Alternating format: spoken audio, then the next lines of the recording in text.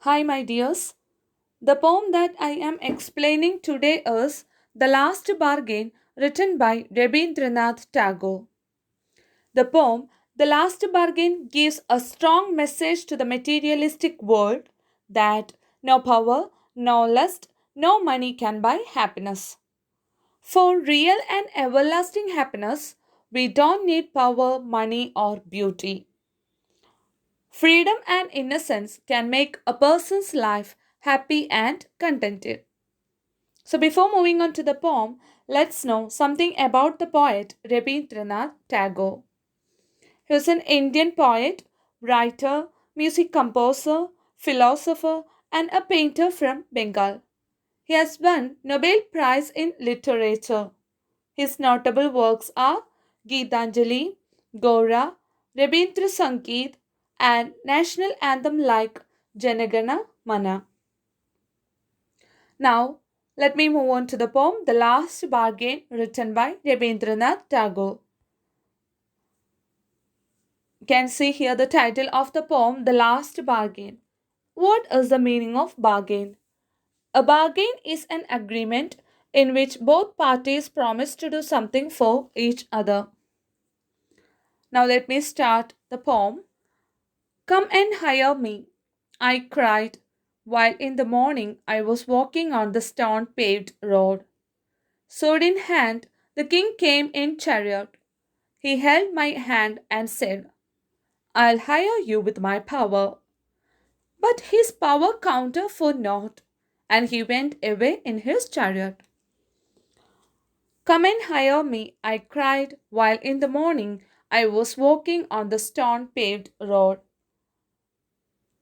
Now, the speaker of the poem is walking on the stone paved road. What's the meaning of stone paved road? Which means a road which is full of stones, a road which is covered with stones. So it is the morning time. The speaker in the poem is searching for a job. So he is requesting everyone to hire him for a job. Sword in hand, the king came in chariot. He held my hand and said, I'll hire you with my power. First of all, a king came there with a sword in his hand, riding in his chariot. What is the meaning of chariot? It's a vehicle which is drawn by horses and which was used in ancient times by the kings. He held my hand and said, I'll hire you with my power. Now the king heard the man's words. He held the man's hand and he told him he will hire him with all his power. That means that the king offers his power to him for his work. But his power counted for naught, and he went away in his chariot. Counter for naught means counter for nothing. That means unimportant. So when the man heard the offer of the king, the man thought that his power was not important. It may fade soon. He felt that it is temporary. It means that it is not going to last long. So the man refused the offer of the king. So the king went away in his chariot. In the heat of the midday, the houses stood with the shut doors. I wandered along the crooked lane. An old man came out with his bag of gold. He pondered and said, I'll hire you with my money. He weighed his coins one by one, but I turned away. In the heat of the midday, the houses stood with shut doors. Midday means afternoon. Now it was the afternoon time, where the houses had shut or closed their doors. I wandered along the crooked lane. An old man came out with his bag of gold. So crooked means twisted. Okay, wandered means walked aimlessly. So while the man was walking through the twisted path, he saw an old man came out of his house with a bag full of gold coins. He pondered and said, What's the meaning of pondered? It means thought carefully before making any decision. So he pondered and said, I'll hire you with my money. He weighed his coins one by one, but I turned away. So the old man thought for some time and said, and he offered him a lot of money for his work. Then the old man started to count his gold coins one by one.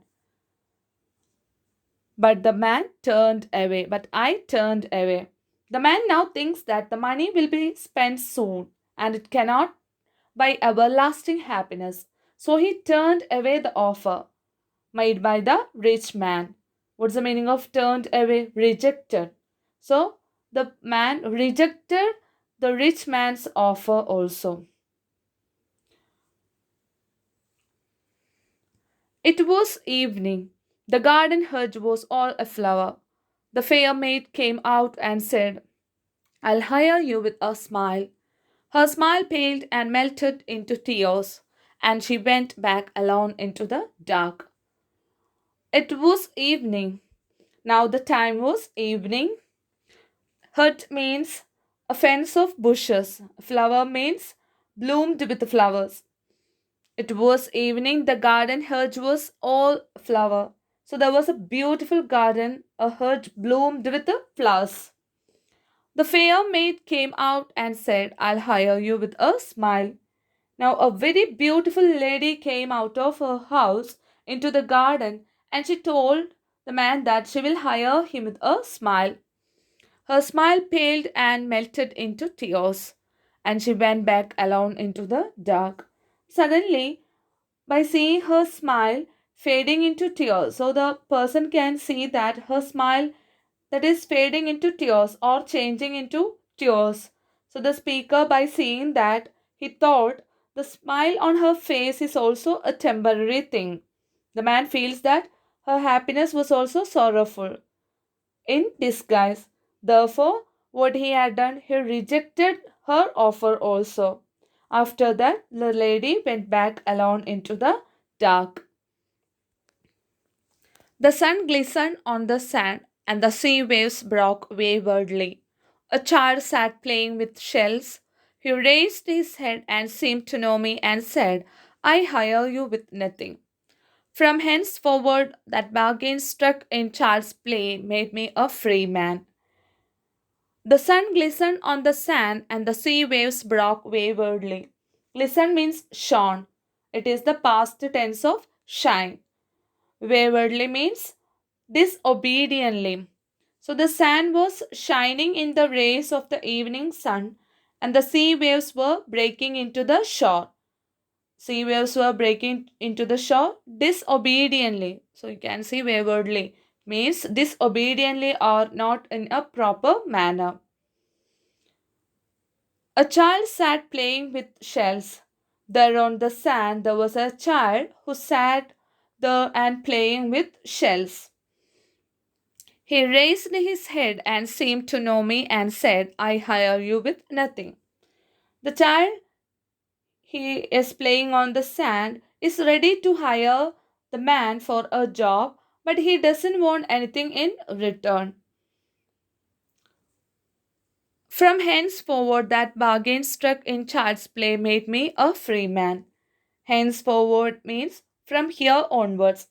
The man thought that if he accepts the bargain from henceforward, that bargain in the child's play will set him free and he will be a free man. He will be independent.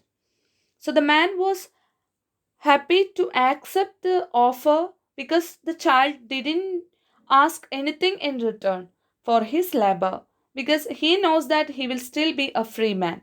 So the man was very happy because he knows that he will still be a free man and will receive everlasting happiness playing with the innocent child. That is why this poem gives us the message that for real and everlasting happiness, we don't need power, money, or beauty. Power, which is offered by the king, you can see here. Money, which is offered by the rich man. So here, uh, we do not want all these things for getting happiness, for being happy. So what we need, freedom and innocence that can make a person's life happy and contented.